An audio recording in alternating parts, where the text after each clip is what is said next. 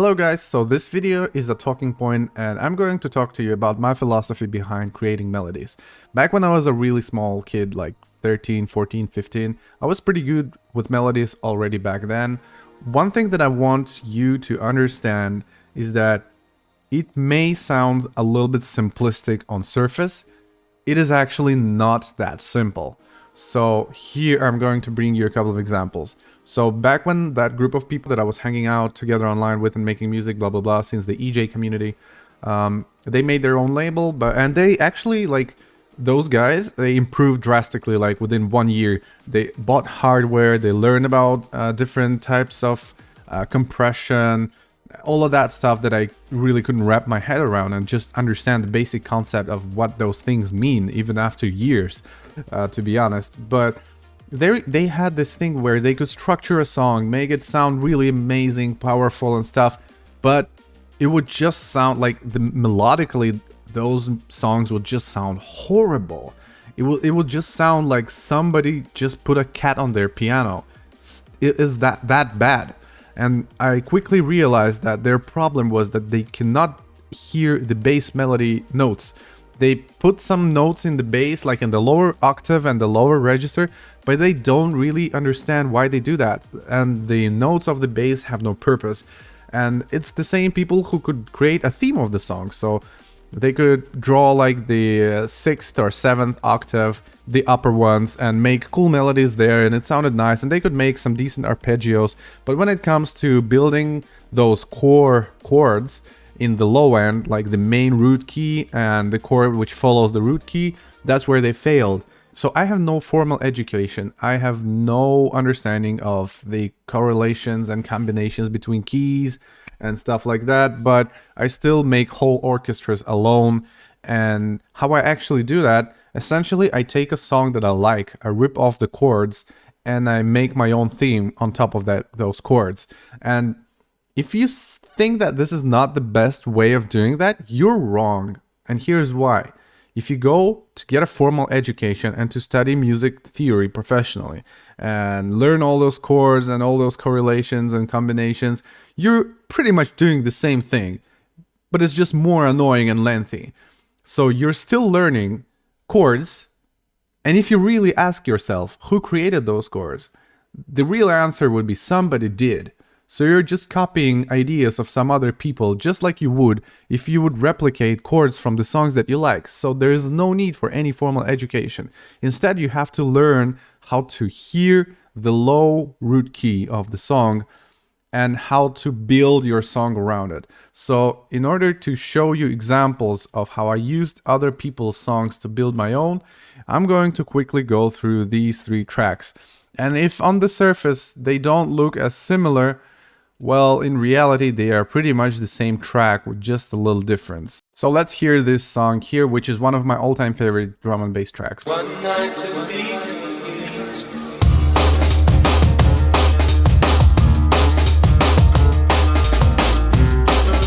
I'm gonna scroll where the vocals start.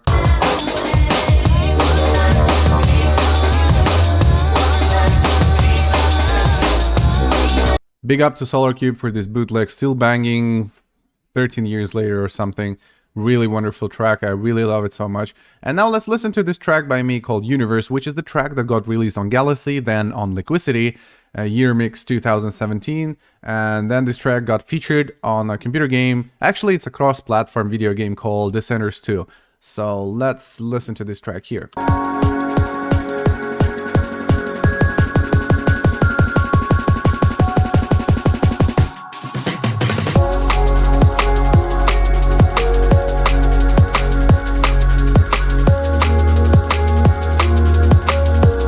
And now let's listen to this other track that I made actually 4 years before Universe, which is called Cassiopeia, and let's hear this.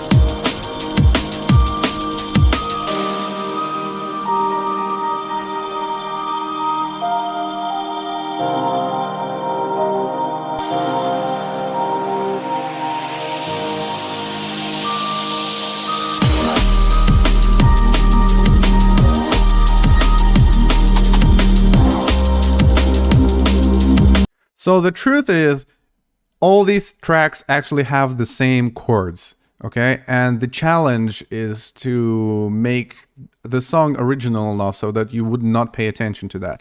Most people do not hear or understand chords, they just get the feeling, like the vibe, which they kind of associate to some of their previous experience. So chords like this are usually, you'll hear a lot of those chords in those romantic songs with romantic clips, like the sad, semi-depressed, blah blah blah stuff. So I wanted to make like a dreamy, melancholic vibe, and I used these chords because of that, but also because this song was the first one to show me these chords and actually start analyzing them in the future. This bootleg here is absolutely ridiculous. I love it so much. And if you actually put these songs to play together, you will quickly realize that it is exactly the same. But to make sure that, you know, your ears are protected and it doesn't sound too harsh for you, I'm going to place Cassiopeia on a separate mixture track right here, and I'm going to cut out some of those low frequencies. Okay, so now you can hear that this is exactly the same set of chords.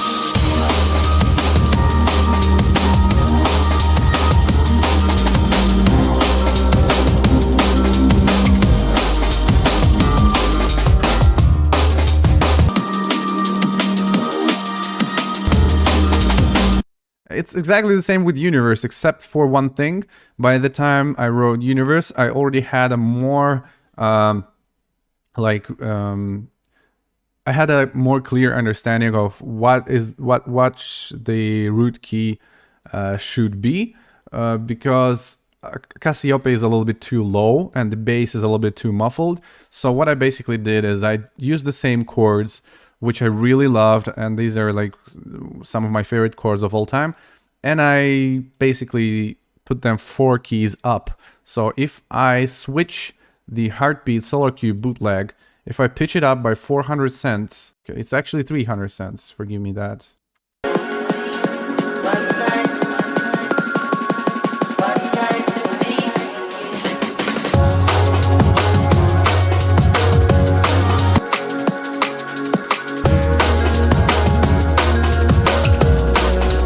And I'm going to teach you how to do this and how to master this skill, because this is all I ever do. Every single drum and bass track I ever made was inspired by chords from some other song that I really loved. And this is why it is very important to keep your old projects, because sometimes you will get re-inspired. And it's also very important to keep the songs that you love since like many years ago close to you, because that's a great source of inspiration. Okay, so here is what we're going to do. Let's assume I really like the chords in this song for the first time, and I'm going to try and mimic the low register of this bass, but I'm going to use FL Studio piano, or actually Spitfire Labs piano, which sounds much more better.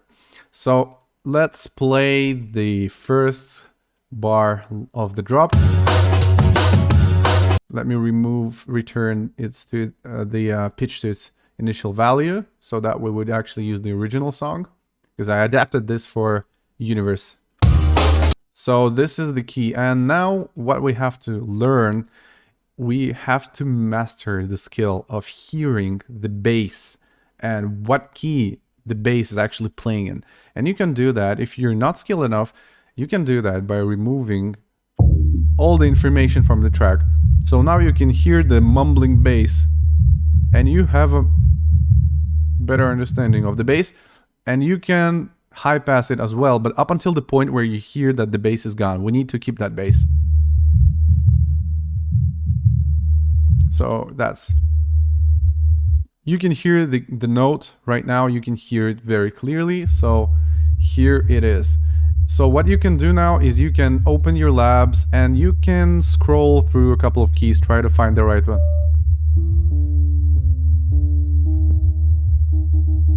There you go, that's the one. If you don't know how to do this, FL Studio actually has a couple of sources to extract the key from. I think you can use whatever was the plugin. I think it was tuner. So you can put a tuner here, and it tells you D sharp and octave 3. So That is exactly it. D sharp, octave 3. As you can see, I only used my ears and I caught it. So this is where the root key lies. And when you get more experience, you will not actually need to hear the whole melody, because you will kind of understand the following relation. Okay, one thing that you will really need to know is the root key. And once you got that in your head, you will know that the next one is this actually, and this one. You will just know that because of it, because of the logical development of the melody. But if you don't know that, what you can do is you can play the key along like this. So there's a small transition note here, right here, but it's not important. It really is not important. You can fill those gaps later on. All you need is the long root key. So let's go here. You can hear this right here. Thankfully, we got all this tuner stuff that you can learn from. So it's not D3, it's 100% not. Well, I don't know why it's stuck, but let me open that again.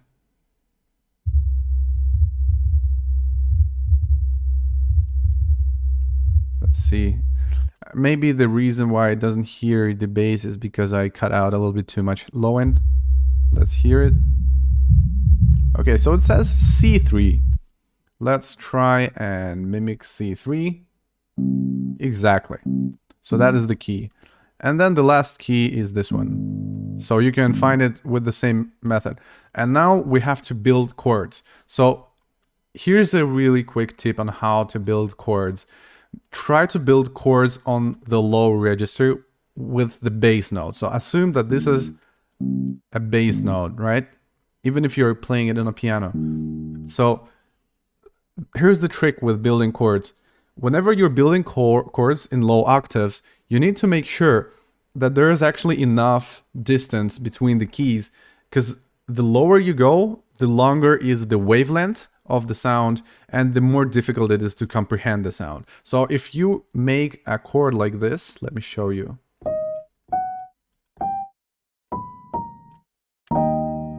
It sounds pretty nice on high end, but if you actually go to the low register and put it here, you see it doesn't sound that good. So the lower you go, the bigger the difference between the keys should be, like the space between the keys. So this is fine.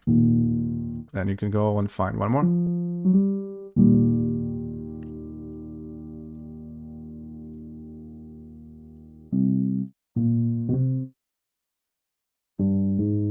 So as you can see, the lower I go, the bigger the space is.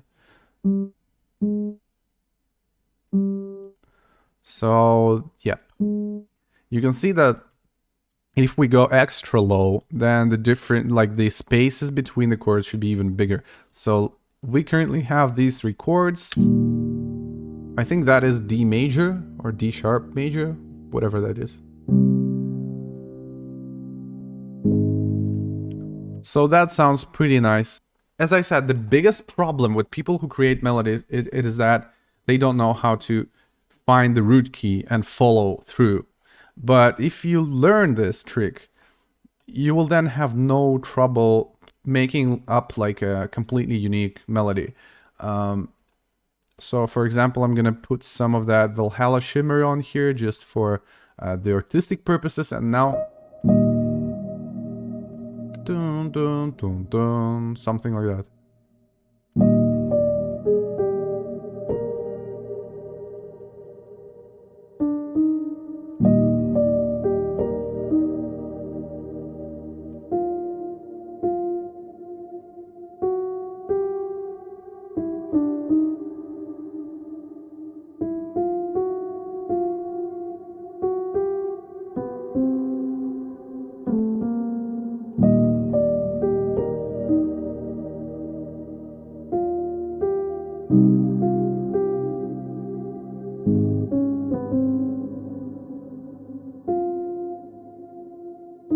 So as you can see, I created a completely new melody from scratch in like 10 seconds. It's not so difficult. You will need just a little bit of experience, but playing around with the solo key is actually the most fun. It's the easiest thing to do. So you can play around, spend some time, and build a really cool melody right here. One thing you can, yeah, let's hear that first, okay?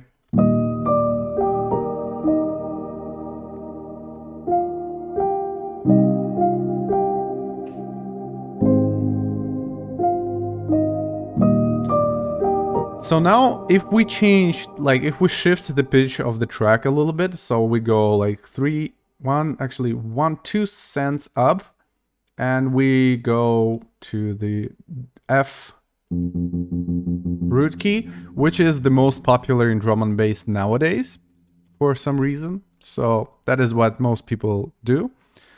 Not only will you be able to mix your song when you finish it with pretty much all the best drum and bass dance floor smashers out there, but you will also make your melody even more different from the original melody you took the chords from. So let's hear this again. Let's hear the melody right here.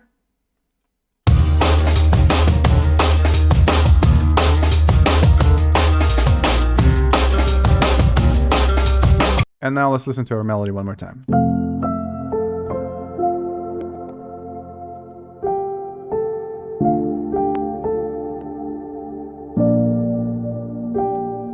So as you can see, it's really different.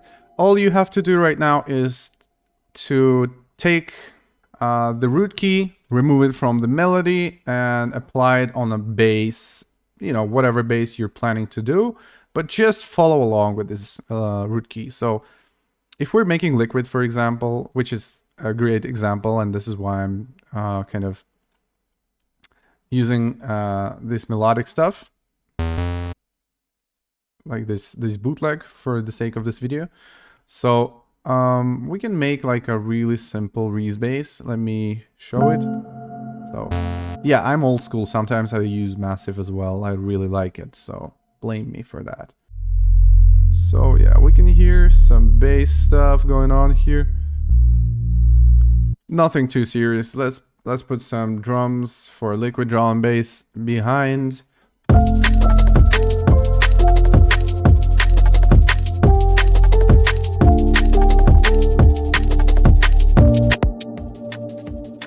One.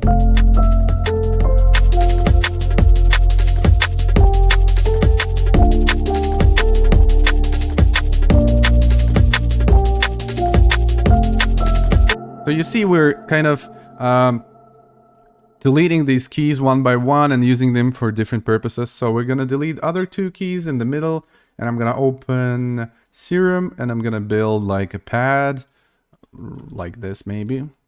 So let's put it like this. A lot of voices. Then I'm gonna add like sevenths on top of it. Actually, I wouldn't do that. Instead, what I'm gonna do is I'm gonna add a lot of reverb. I'm gonna add a lot of low pass here.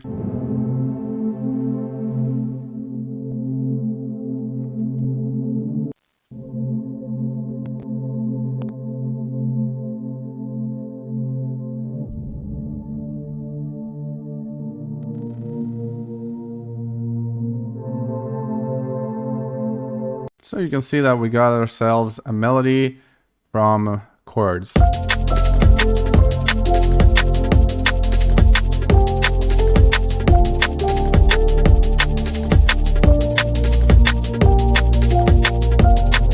So that is how you get inspired by a song to create chords. Then you kind of dissect the chords and put them into a perspective, like, okay, this is the root key. I want this root key to be the dominant of the track, so this is going to be where my bass is.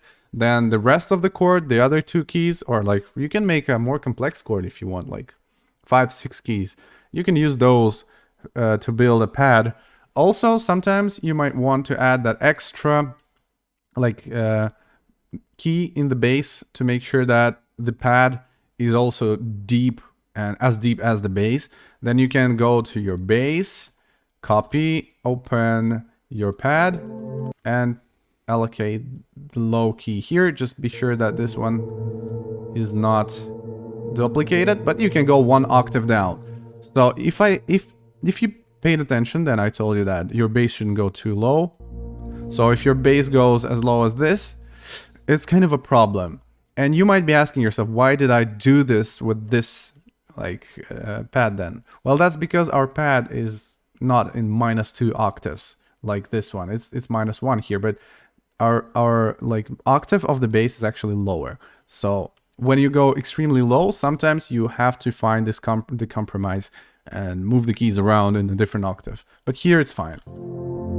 And you can see the pad is a little bit more.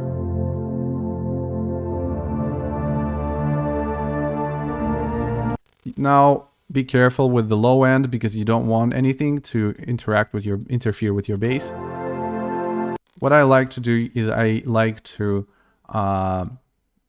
play around with an LFO and just do something like this.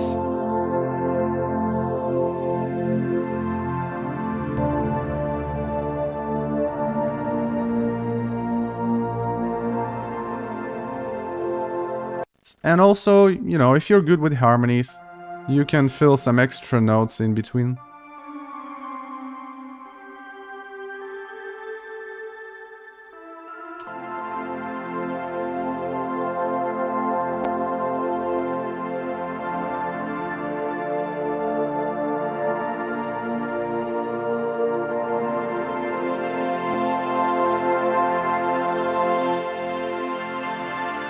So now you got yourself like a really good demo with really cool melody.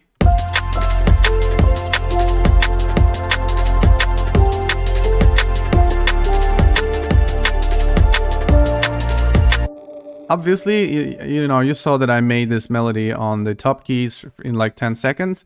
So I would probably process it a little bit longer and play around and see what kind of melody I want on top of these chords. But initially, I like the chords and I build on a track on those chords. And, you know, sometimes it turns out really successful. So with these chords, if you actually listen to Universe, especially the last part of this song, that was actually, I say, I was actually pretty successful with how I designed the lead melody. Just listen to this piano in the end.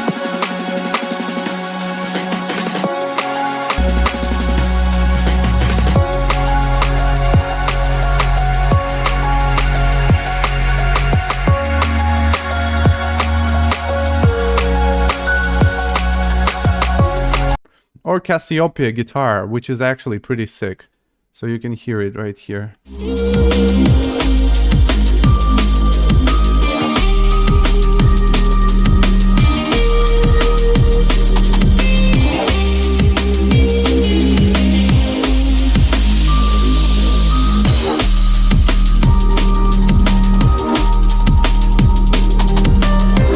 So chord building initially starts from you choose a sound that you like.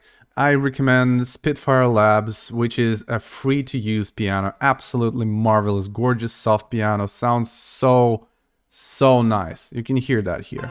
Not here, but you could hear that before until I dissected the chord. But you basically take that piano, which sounds really soft and nice, and then in the future you don't even have to build like your melody on the piano. You can, you know, create leads and all that kind of stuff.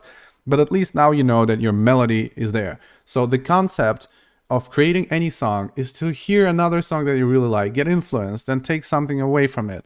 And then maybe someone hears your song, takes something away from your song, and creates something which he might think sounds similar or inspired to, but another listener will never connect that. They will never connect these facts. Moreover, most people don't hear chords. They just get the vibe from the associative thinking. And you don't really have to pay attention to that. So just do whatever you like. You like a song? I want to do a song like this. I really love the chords. Try and create something on top of these chords. You can do that without any formal education. As I said, I have no idea of any keys or chords, how they are named. Sometimes I even fail to differ major from minor. You don't need that, honestly, in order to make cool melodies. And it sounds really either simplistic or it sounds a little bit too complex, but in reality is that it's somewhere in between. It's not very difficult because people like me do that all the time, and it's not so simple. If you think that it is so simple, you might as well, think twice. Maybe you're missing something. You need to be kind of focused when doing that. So I hope that this method helps you, because it helped me to make a whole career. I think Universe and Cassiopeia combined have like maybe 1 million streams worldwide. So that is 2 songs created on the chords of this marvelous bootleg. Also, Solar Cube, if you're watching this video, shout out. This is one of my all-time favorite drum and bass tracks, your bootleg of Jose Gonzalez and the Knife Heartbeats. It's wonderful, and it played a huge role in happy teen years for me. So yeah, that's just amazing. And yeah, hope you liked the video. Also, one thing that I want to advertise here, because I have no sponsors and I'm the only guy making content for this channel, I want you guys to check out our new sample pack on arcsamples.com, which is the store that I created for different creators. And we just created a new sample pack called Arc Samples Heavy Hitters Drum Bass Volume 2, 25 bass sounds. I'm gonna play some of them for you.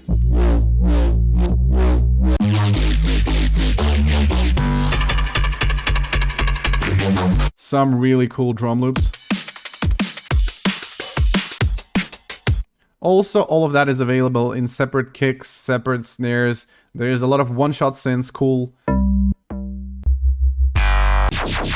So that is everything you need to start making your own heavy drum and bass hit songs. A lot of cool percussion here. And you can buy this right now on arcsamples.com. I will provide the link in the description. So if you want to support me, if you want cool samples, you can get them right now. You can use your credit card, you can use your PayPal, everything works. So let me know what you want to see next, because I've been actually in a sort of a crisis of ideas for this channel.